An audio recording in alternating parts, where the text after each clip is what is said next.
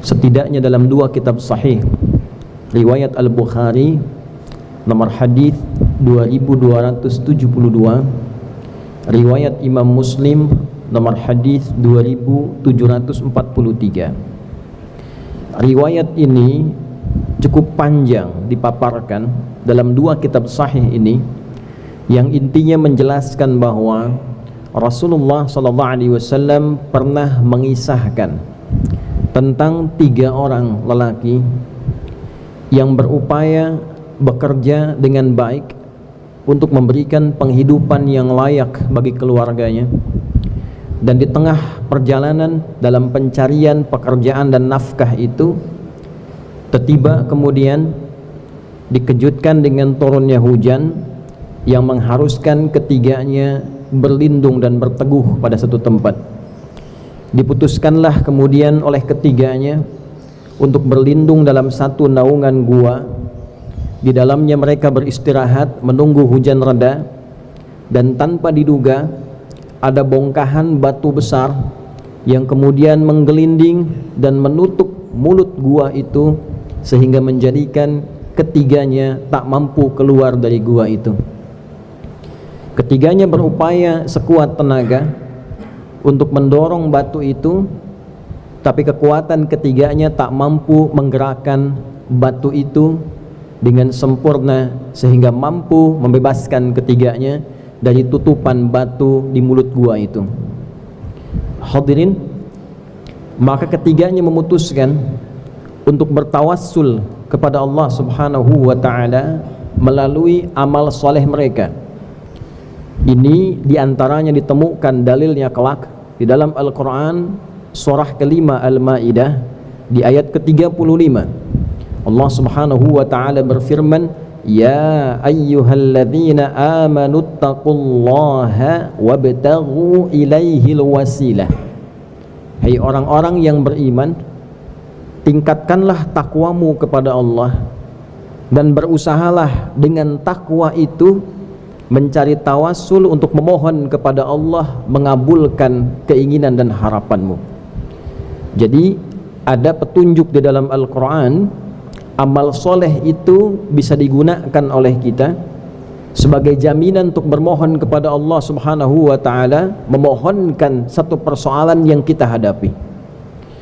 Ini digunakan oleh ketiga lelaki tadi sebagai bahan tawassul kepada Allah untuk membebaskan mereka dari kesulitan yang sedang dialami. Maka ketiganya kemudian bersepakat dan mulai mengajukan permohonan kepada Allah dengan harapan dilepaskan dari kesulitan dan menampilkan masing-masing amal soleh yang diandalkan. Hadirin, secara cepat dari ketiga orang itu ada satu yang berbeda. Saat yang lain menampilkan amal ma'ruf, jenis-jenis kesolehan yang terlihat baik pada umumnya. Yang satu berbakti kepada kedua orang tuanya, yang satu menyayangi karyawannya sampai menjaga haknya. Tapi ada satu orang yang memilih dari sekian amalnya bagian dari an-nahyu 'anil munkar, mencegah, membebaskan diri dari perbuatan yang terlarang. Ada yang bertawassul dengan mengerjakan amal saleh, ada yang tawassul dengan meninggalkan amal salah, meninggalkan perbuatan maksiat. Yang dua tawassul dengan taat, yang satu tawassul dengan meninggalkan maksiat. Maka ia berkata, ya Allah, Engkau maha mengetahui, atau kama qala, saya memiliki seorang keponakan, cantiknya begitu rupa, saya jatuh hati kepadanya, tapi bertahun-tahun upaya saya tidak mendapatkan penerimaan yang baik. Maka satu masa dia datang kepada saya dengan penuh harap karena ada hajat yang tak bisa dielakkan. Ada riwayat menyebutkan ayahnya terlilit utang piutang. Ada sebagian mencukupkan pada keterangan hadis itu saja bahwa perempuan ini punya hajat yang sangat dibutuhkan. Maka aku berikan kepadanya 120 dinar dengan perjanjian bahwa malam ini dia harus menemaniku dan bergaul denganku. Maka perempuan itu dengan terpaksa menyetujui, dan di malam ketika aku hendak menggaulinya, tiba-tiba dia berkata, wahai paman, jangan buka khatam itu kecuali dengan haknya. Ada riwayat lain mengatakan bertakwalah kepada Allah. Diterjemahkan dengan bahasa kita, jangan lakukan pelanggaran kecuali sesuai dengan haknya. Maka mendengar kalimat itu, aku tertegun, lantas meninggalkannya karena takut kepadamu ya Allah. Jikalau ini menjadi bagian amal yang engkau ridai, meninggalkan maksiat karena keridhaan Allah, meninggalkan yang salah karena takut kepada Allah, maka mohon bebaskan kami dari kungkungan batu ini yang menutupi. Maka hadirin, ditambah 2 amal saleh yang tadi, kemudian didorong dengan meninggalkan amal salah yang ini, ketiga aja kemudian mendorong batu itu, maka batu itu pun kemudian menggelinding dan dengan izin Allah membebaskan ketiganya dari kungkungan yang dimaksudkan.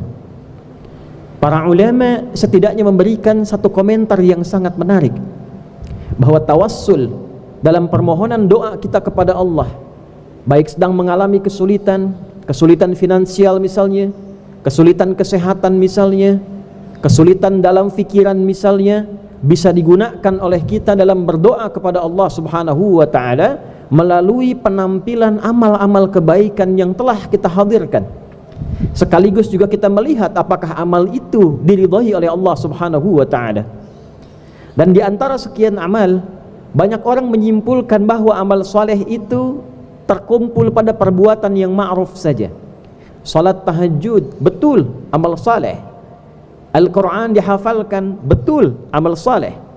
Mengajarkan ilmu pengetahuan dengan ikhlas, betul, amal soleh.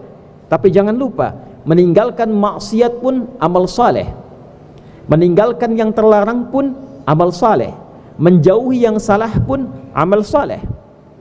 Khatib pernah membaca ada kitab yang berjudul Tanbihul Ghafilin, pengingat orang-orang yang mungkin lalai, pengingat orang-orang yang lupa yang menjadikan seseorang seringkali lalai disebut dengan ghaflah. Orangnya disebut ghafil, jamaknya ghafilun, ada mudhaf ilaih, tanbihul ghafilin, pengingat bagi orang-orang yang lalai. Di bab penutup, Abu Lais As-Samarkandi, penulis penghimpun kitab ini, menampilkan satu kisah tentang seorang pemuda biasa, penjual tas keranjang yang sederhana, tapi dianugerahi oleh Allah ketampanan yang sangat rupawan, postur tubuh yang sangat ideal, tegap, wajah rupawan. Satu kali saat ia sedang menawarkan dagangannya berkeliling, terlihatlah kemudian oleh dayang-dayang istana dan dilaporkan kekaguman pandangan mereka kepada permaisuri. Lantas permaisuri itu meminta pemuda ini untuk hadir di hadapannya. Ketika tampil di hadapan itu, maka permaisuri terpikat dengan ketampanannya, ingin memilikinya dengan jalan yang salah, dan memerintahkan petugas-petugas istana untuk menutup gerbang-gerbang. Lalu mengatakan pemuda tadi, layani aku berikan kepadamu seluruh keperluanmu. Pemuda ini menolak dengan halus, berupaya untuk mengelak dan meninggalkan tempat itu. Lalu permaisuri menampilkan ancaman yang sangat dahsyat. Jika engkau tidak memenuhi kebutuhanku, jika engkau tidak berminat kepadaku, maka aku akan berikan satu kompensasi yang sangat buruk untukmu, satu hukuman dalam wilayah kerajaan. Maka pemuda ini kemudian berkata pada permaisuri tadi, setelah dia merenung, adakah tempat di atas yang baik untukku? Permaisuri kemudian dengan merasa bangga dan bahagia mengatakan, ya ada, silahkan kau cek.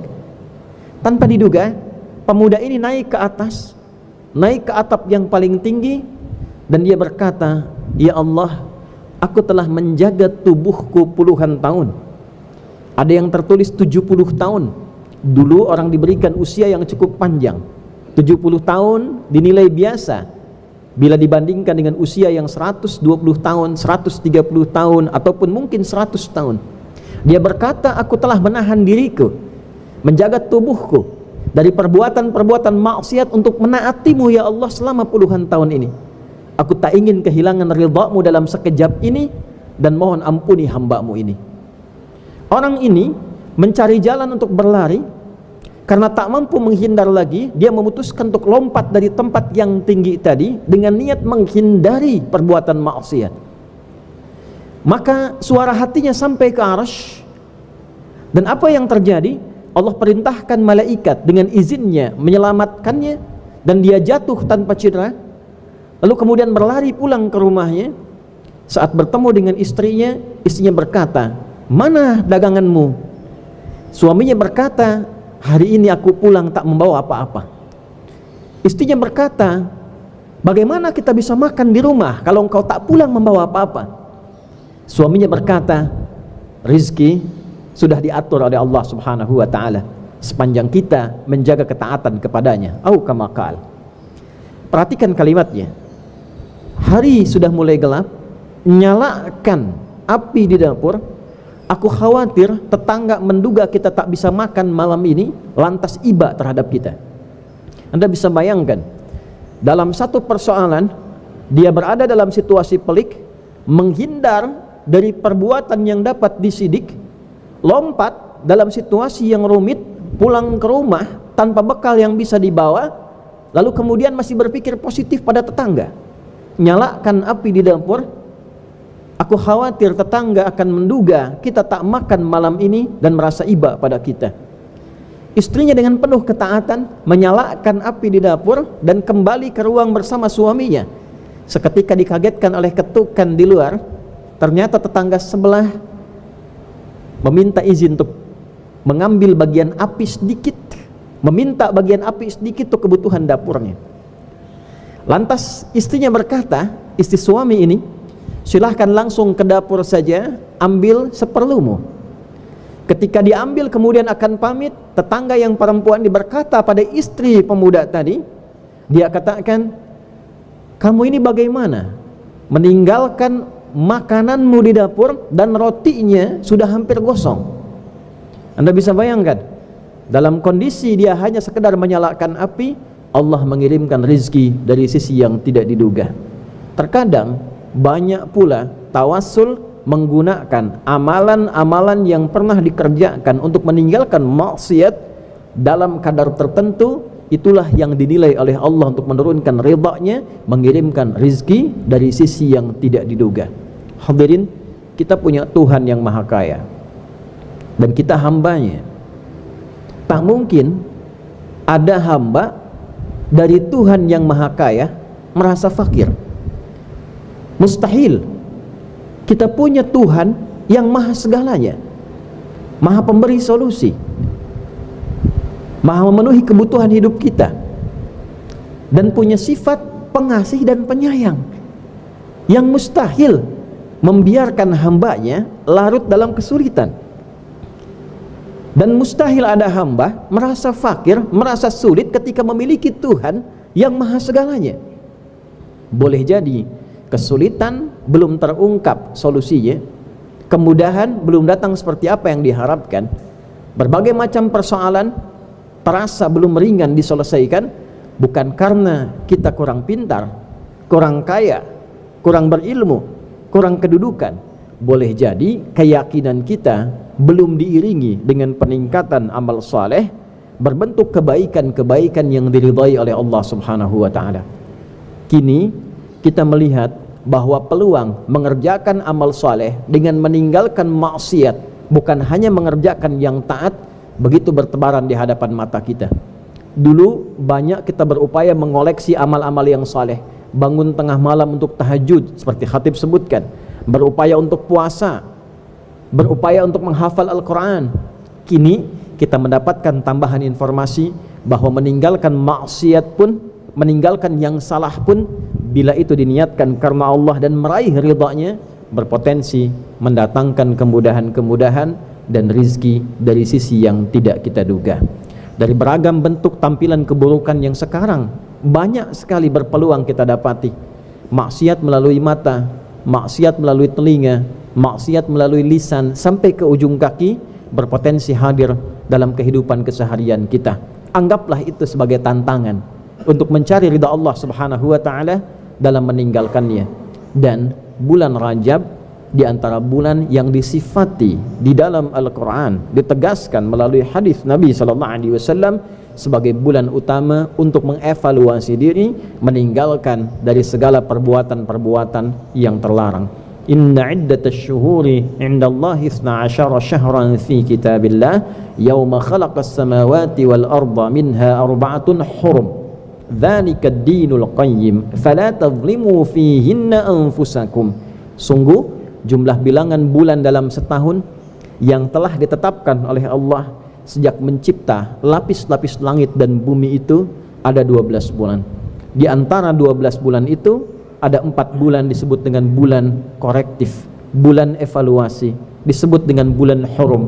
Nabi menyampaikan dalam salah satu hadisnya, thalath mutawaliyat, 3 berurutan, Dzulqa'dah bulan 11, Dzulhijjah bulan 12, Al-Muharram bulan pertama, dan Rajabun Mudhar baina Jumada wa Sya'ban, serta bulan Rajab yang keutamaannya selalu dijaga oleh suku Mudhar, terletak antara Jumada bulan ke-6 dan Sya'ban bulan ke-8. Fala tazlimu fihinna anfusakum. Maka jika ada yang tampil di bulan-bulan itu, berupayalah menampilkan amal saleh dengan menjauhi yang salah, tidak menzalimi tubuh kita, menjaga tubuh kita dari perbuatan maksiat, menghindarkan dari yang terlarang, menjauhi yang salah, dan niatkan semua itu untuk mencari ridha Allah Subhanahu wa taala. Semoga dengan niat itu, upaya itu, yang sulit diringankan, yang mudah didekatkan, yang sakit disembuhkan, segala bentuk pikiran-pikiran yang rumit diselesaikan dengan cara yang termudah oleh Allah Subhanahu wa taala. Barakallahu li wa lakum fil Qur'anil